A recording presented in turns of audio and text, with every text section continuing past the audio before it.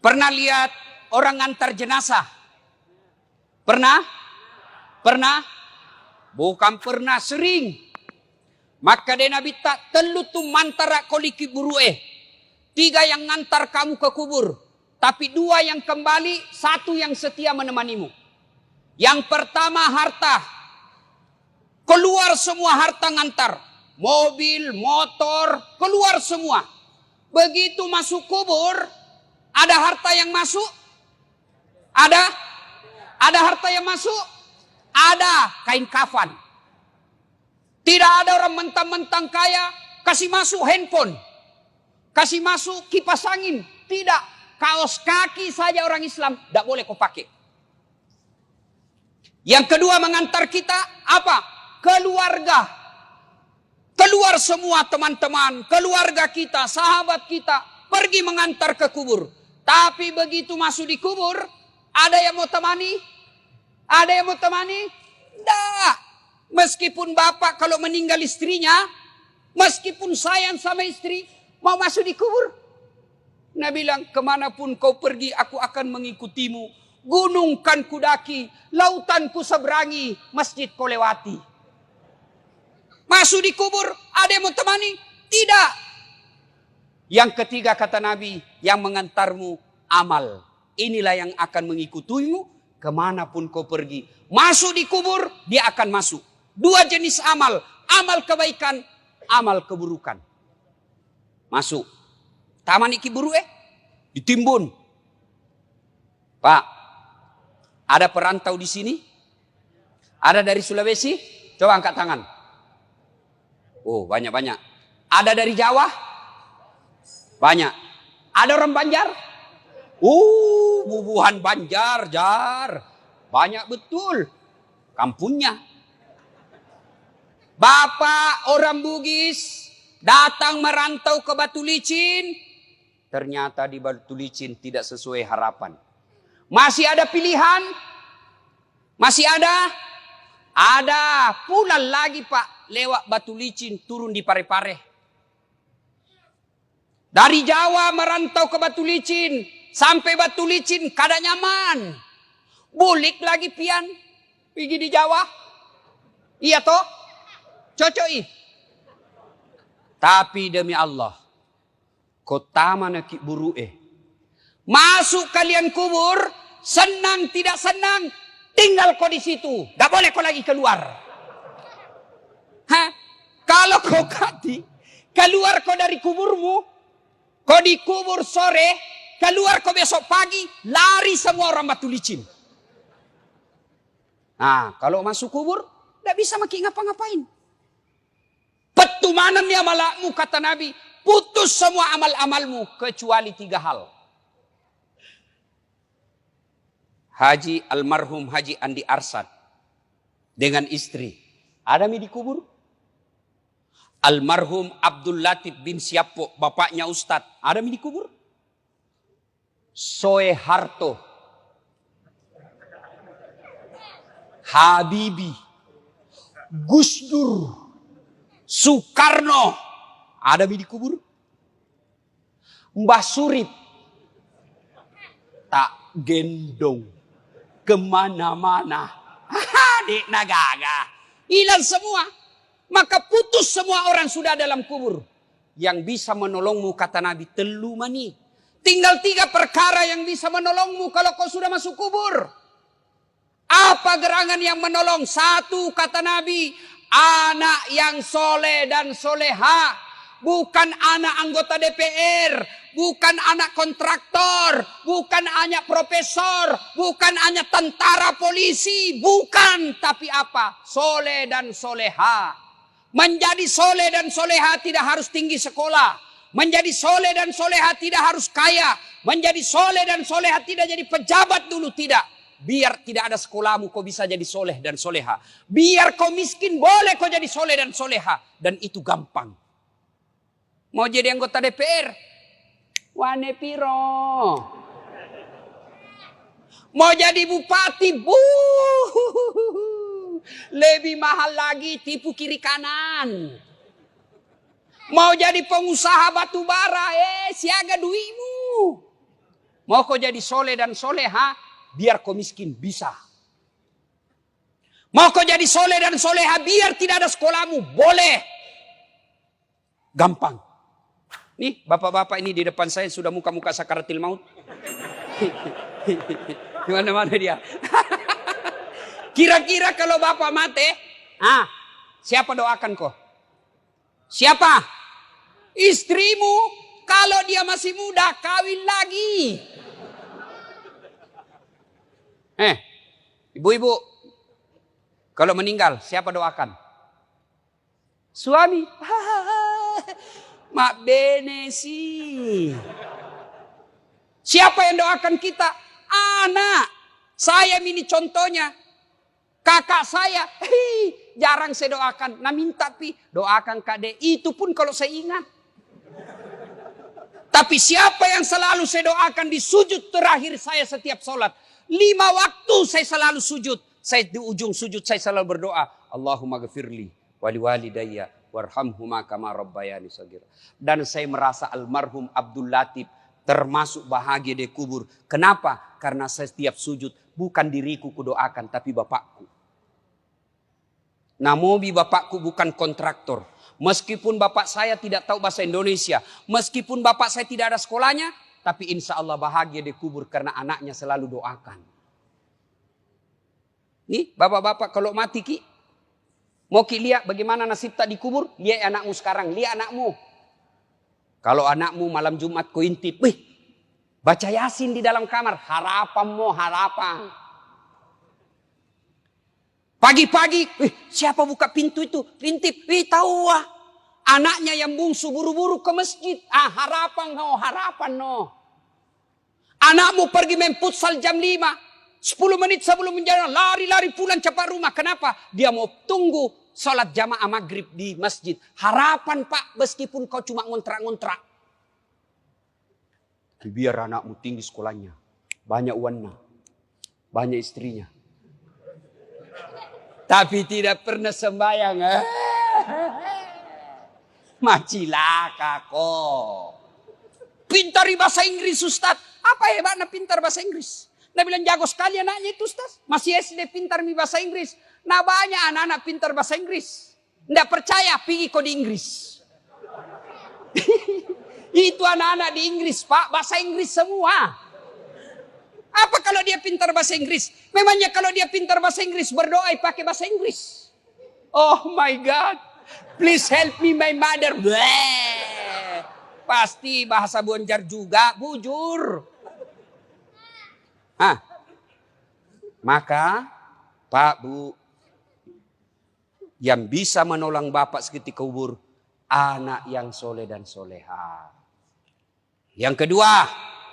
Yang bisa menolong kita ketika sudah masuk di kubur. Apa? Sedekah. Nih bapak-bapak yang banyak cincinnya. Jamrud. Ruby. Pak Sudian. Mahal jamnya. Kalau pian mati. Siapa pakainya itu?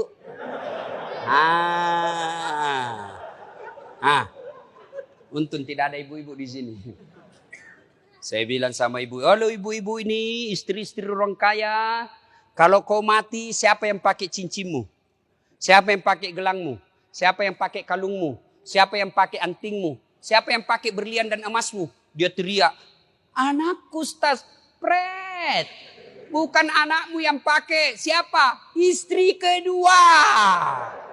Karena suamimu pasti kawin lagi. Dia dengar istriku, mamanya cek. Dah dengar ini ceramahku, nah lihat di YouTube. Pulang nah panggil Kak Ustaz. Jadi nanti kalau mati Kak, mau ki kawin lagi. Saya bilang sini kau sayang. Saya kasih tahu kau baik-baik sayangku. Jangankan kau mati, masih hidup kau saja. Nah saya selalu berpikir kawin lagi. Apalagi kau mati no way.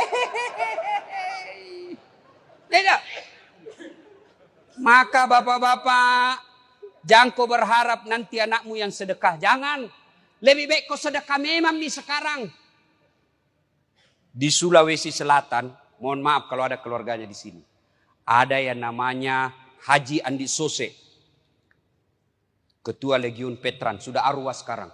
Beliau kalau saya tidak salah 99 tahun meninggal atau lebih 100 tahun. Tidak pernah kita dengar sakit. Tidak pernah dihina orang. Tidak pernah kita dengar cerita jelek. Hebatnya 165 masjid dia bangun di Sulawesi. Kalau Bapak ke Sulawesi Selatan, ada Bapak lihat masjid 45, itu beliau yang bangun. Kira-kira di Batu Licin ini, Tanah Bumbu, ada orang membangun 165 masjid. Tidak ada pipa. Dan tidak pernah kita dengar bangkrut. Maka Bapak kalau susah hidupmu, kenapa ini saya miskin terus? Karena tidak mau kau bersedekah. Bagaimana mau bersedekah dan miskin? Bersedekah kau supaya kaya kau. Jangan kau tunggu kaya baru bersedekah. Sedekah itu tidak selalu fulus. Ada masjid dibangun. Ada dengar di komplek kita masjid dibangun. Sedekah kau. Yang kaya sedekah kau dengan semen, besi, tembok, semen. Yang pejabat sedekah kau dengan tanda tanganmu. Yang tidak punya jabatan, yang tidak punya uang, sedekah kau dengan tenagamu, pergi kau angkat semen. Saya tidak kaya, tidak pejabat, tidak kuat Ustaz, tapi saya mahasiswa, sedekah kau dengan otakmu. Pikir bagaimana supaya ini, pikir ini. Ustaz, saya pandai menggambar. Nanti saya gambarkan. Saya pandai ada ketik komputerku, saya ketik undangannya. Itu sedekahmu. Saya bukan pejabat, saya bukan orang kaya, saya bukan mahasiswa, saya tidak punya tenaga kerja keras. Apa sedekahmu? Diam kau.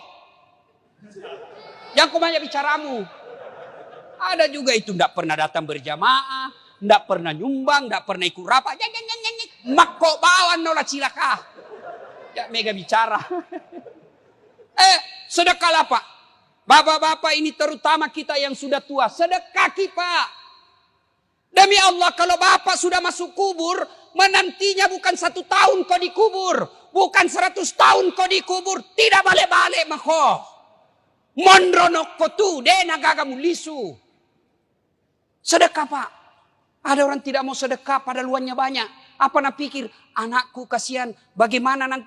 Anakmu lentongi rezekinya. Enak sekali tuh anak. Dikasih sekolah. Dikasih menikah. Dibelikan rumah. Lahir cucunya kita lagi akekai. Dibelikan lagi mobil cucu. Dikasih sekolah lagi cucunya. Iya kalau nak ingat kok. Kalau mati kok.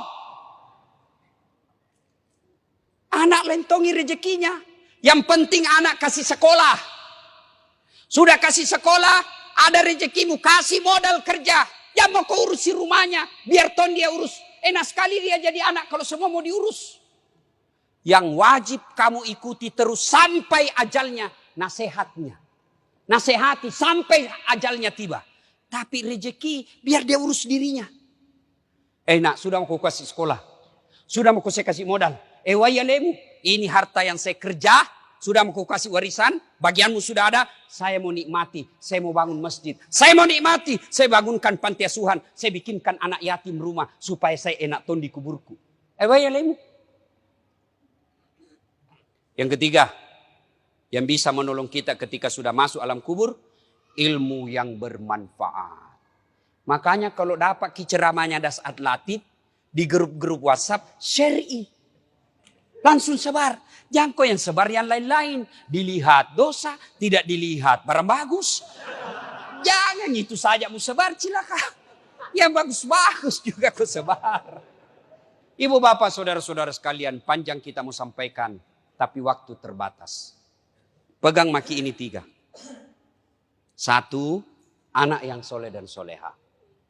Yang kedua, sedekah. Tidak ada orang bangkrut gara-gara sedekah. Malah kalau mau bapak kaya tolak bala, sedekah. Kenapa itu anakku Ustaz susah sekali dinasehati? Tidak pernah ku sedekah. Kalau bapak bersedekah, lihat siapa dikasih. Kalau guru kita kasih, Bu Imam kita kasih, Das Atlatif kita kasih, jam mau kau kasih dasi. Tidak usah kau kasih sepatu pantopel. Kapan pindah pakai? Ustaz Pak Imam pakai dasi kupu-kupu. Apa kasih Bu Imam? kasih sarung dengan amplop. Tapi kasih tong isinya. Tidak ada gunanya amplop kalau tidak ada isinya. Ayo, anak sekolah yang mau kau kasih sarung. Lebih utama, kasih bayarkan SPP-nya. Itu lebih manfaat.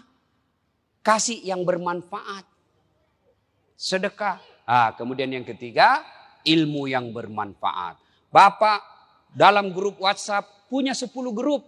Sebarkan 10. 10 grup itu masing-masing anggotanya 100, 1000. 1000 Bapak sebarkan dakwah-dakwah. Masa tidak ada yang ngamalkan?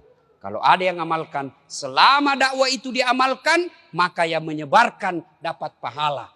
Ustadznya dapat pahala, yang menyebarkan juga dapat pahala. Tapi sebaliknya kalau Bapak selalu sebarkan berita-berita bohong, seperti hoax soal vaksin. Vaksin ada chip, ada besinya. Komunis. Siapa ajar kok? Bilang ada besinya di sini Ustaz. Mati semua itu tentara sama polisi kalau itu vaksin jelek. Mana ada polisi sama tentara belum divaksin? Tanya mungkin itu polisi ada di sana. Tanya Mi. Tanya. Sudah divaksin toh? Ya mau kau vaksin tidak terima gajimu. Itu. Kalau vaksin ini jelek Pak. Pasti tentara sama polisi sama pegawai negeri mati semua Mi. Sudah semua divaksin. Saya sudah divaksin. Alhamdulillah sehat walafiat. Tapi Bapak yang sebarkan berita-berita bohong soal vaksin. Selama berita itu beredar, selama itu Bapak edarkan kebohongan. Dapat dosa. Meskipun Bapak sudah mati dikubur, dapat kok dosa. Daripada sebarkan berita bohong, mending sebarkan berita kebaikan. Terima kasih. Lebih dan kurangnya mohon dimaafkan.